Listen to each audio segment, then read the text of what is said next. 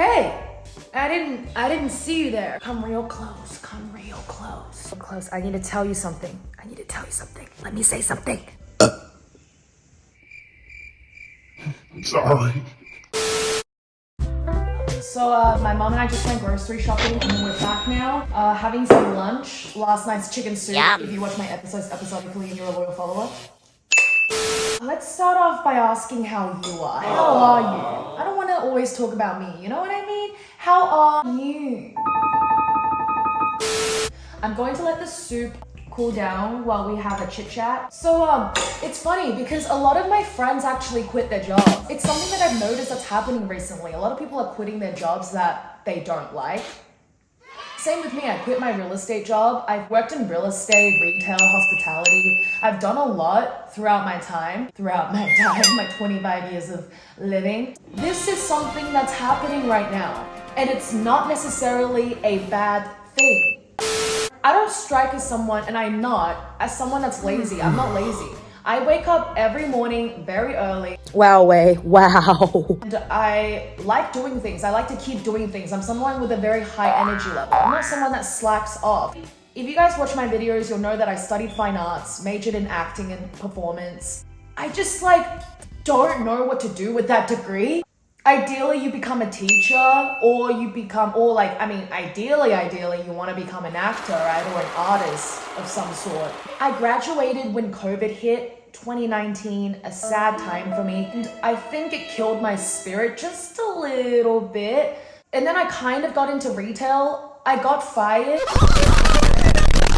I'm not going to mention their retail company, and also there's no bad blood. And then I got fired, right? And I was just like, okay, retail's not for me. I just don't see myself working in hospitality or retail for that long. It just wasn't Me. okay, it just wasn't Me. it wasn't something that I saw myself doing for a long time. So real estate was good, and I got my certificate. Let me try this soup.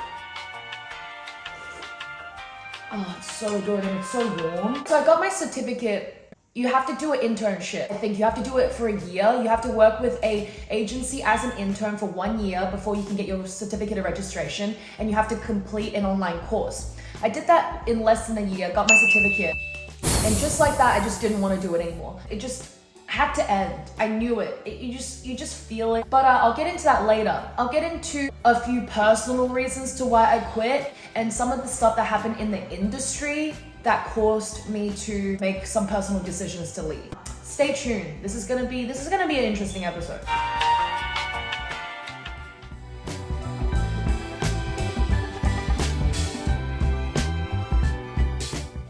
That's such a slow turn. Wait. Okay, welcome back everybody. A few of the personal reasons I think I've mentioned, I wasn't in a good emotional state. It's not because I was lazy, it's because I was just emotionally drained as an intern, not getting paid enough, despite liking the company, right? Now, real estate is not as easy as you think, where you just go around and you have bright personality and you just introduce beautiful houses to rent for tenants and sell to landlords. That's not really how it goes down. Real estate is like, as an intern, before you get that certificate of registration, you have to study online, do all these courses and answer questions, and it takes a while for you to actually finish because you have to read a lot of stuff. It's like an essay. It's like an exam. Whilst studying and doing essays and exams, like online, you are also interning at an agency full-time, Monday to Friday. So it's 5 days a week, 9 to 5. So you're basically working full-time while studying, getting paid not that much at all. It's quite rough. Being good at something and thriving in something doesn't mean you necessarily liked it. The suburb where I worked wasn't a glamorous suburb. It wasn't exactly like swimming pools and mansions. It was kind of a tough area to sell and rent out. It wasn't the worst, but it definitely wasn't the best. This is not very personal. This is what I saw and what I experienced in that particular suburb. Tenants weren't getting what they needed. Like, some tenants' toilets broke. It was incredibly dirty. In some of the areas, there was a lot of molding. I did property management in my first year. I had to be a property management officer assistant. I was managing up to 300 properties by myself, and most of those properties were apartments for a system. Benji, I'm filming! Can you property manager, you're just like the middleman. It just like drained me emotionally. When a tenant doesn't get their needs, it stresses me out because I put myself in their shoes. But also at the same time, I want to put myself into the landlord's shoes, because if this was my apartment, what would I do? The way I see my career strived in real estate was to be a property management assistant, which is about 40 to 50,000 K a year. And then you slowly move on to being a property manager, which is 75K a year. And then after that, senior property manager will be about 100K a year, right? But this is not just in 3 years' time. This is like probably 5 to 7 years. It's a slow process. Property management was tough. It was very, very tough. You definitely need a lot of energy and the ability to not care, but I care too much. Like, you can tell by my personality. I just care a lot. And then I thought to myself, should I transition into sales? But it's like, sales is even more cutthroat than renting, because sales, you're ultimately working for the landlord. You don't care about the tenants or what price they get. You want the best price for the landlord, so you make that commission. And it's just not in my blood. Like, I feel like I can do business and I would be great, but not that type of business. Kind of low-key, or you could call high-key cutthroat. Money and connections is the only thing that kind of matters. After realizing that, it just wasn't me. I just couldn't do it, especially when I started off in like a rocky suburb. I just couldn't do that to the tenants. Even rent increases and debt collecting. Again, I did my job and I did it the best I possibly could. Couldn't deal with being so, I guess, yeah, cold and cutthroat and getting the job done in tunnel vision and not caring about people's feelings and just looking at the work. My emotions and my brain just couldn't contain it anymore. That's just not how I was brought up or the type of job I was meant to do. I just really genuinely cared a lot. I cared about the landlord and I cared about the tenants, and it just wasn't a good experience for me. And I don't think I do well in sales like that. I do want people to get the best of what they do, and I don't really just necessarily care about the money.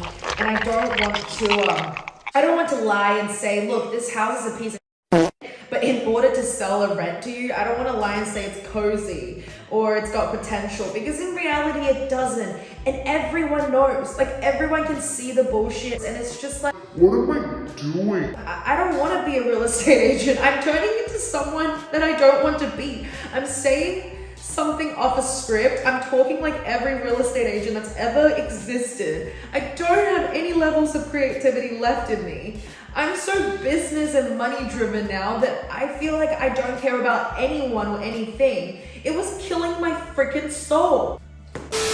So it's like, at the time I lived in quite a nice area in a nice apartment with my ex-boyfriend. And just like, to go from a suburb that was normal by day, and by night you go back home into your nice apartment, eating your nice dinner, having a nice glass of wine, it just didn't quite register to me.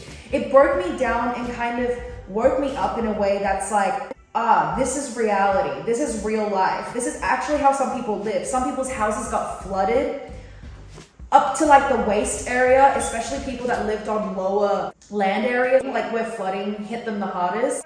What's that word? Like baffled? I like oscillating between like I was torn. I was like, would me working in a better suburb help? Or, you know, or am I just not wanting to see reality? Like, what is this? Anyway, long story short, I did go to a few better areas and I got offers, and I had people that wanted me to work there. The vibe of it just felt wrong, and the amount of work with the amount of pay, I just didn't think that it was worth it. It just made me realize just because you're good at something doesn't necessarily mean it made you happy. I'm an artist at heart, whether you believe it or not.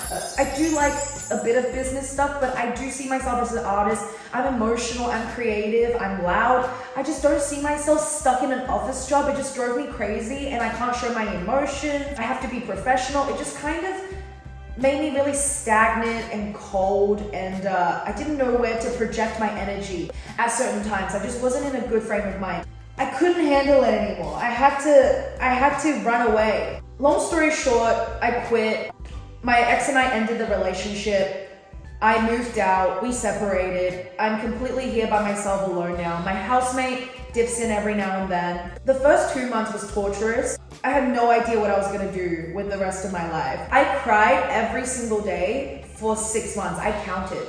I counted. Can you imagine? I thought I nearly went blind because there was a time when my eyes were literally blurry because I was just like so lost when you thought you were going to, you know, get married, have this job nailed down for the rest of your life and thrive. Yeah, you just think that everything's perfect, but obviously that's not how life works. And then I traveled for 6 months and here I am now doing YouTube. Yeah, it was a tough time to climb out of. It was something that had to happen because if you're suppressed for so long, pressure cooker's going to have to open and let off some steam. And when I hear friends or people that I know tell me like, hey, I quit my job, I hated it. If they said they hated it, I always congratulate them. I always clap and tell them you make the best decision that's possibly like the best possible decision for yourself if you hated that job. Rest up, do some soul searching, do a bit of nothing and just figure out what you want to do than being angry at the world and yourself and everyone around you because you're stuck in something that you actually can get out of. You actually can. I cannot wait to see what I will achieve and what life brings me and what happens. And I'm very excited. But yeah, this episode, I hope people resonated. I hope you all find your purpose and fulfillment and happiness and push through all the pain or whatever negativities in your life. Thank you for watching this video. I hope we all succeed. I hope we're all fulfilled. And thank you for watching. Again, have a great night and I'll see you in tomorrow's vlog. Bye.